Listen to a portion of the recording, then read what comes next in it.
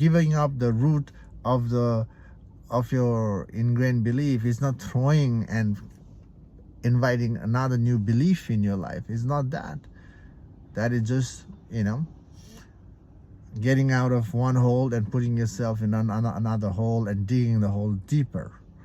That's what happens in the past after figuring out the root cause of the suffering.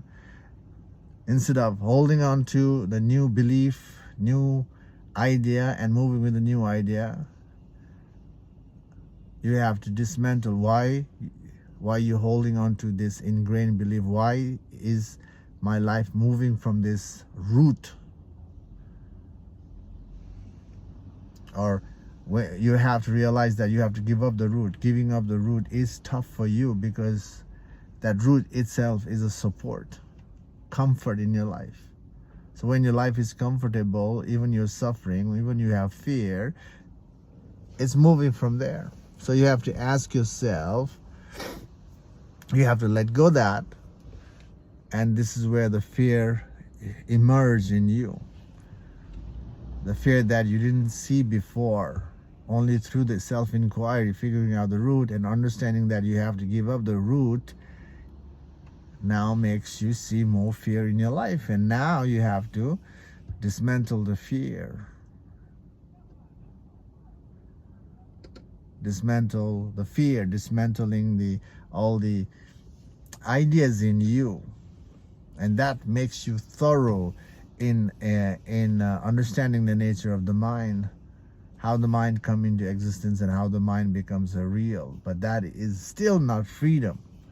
The real letting go of the ego self, the real letting go of the mind only happens when you see the truth. And you tracing your mind backward, you tracing your fear backward, you tracing your attachment backward is the foundation that you need. It prepares you to make you click when you ask yourself, who am I? The who am I is there in the beginning of the spiritual journey. Who am I? And if the who am I is needed after dismantling your mind. And when you ask you who am I after being thorough of your mind, and if you are thorough, that's where you end up making the click. That's where your ego gives up. And ego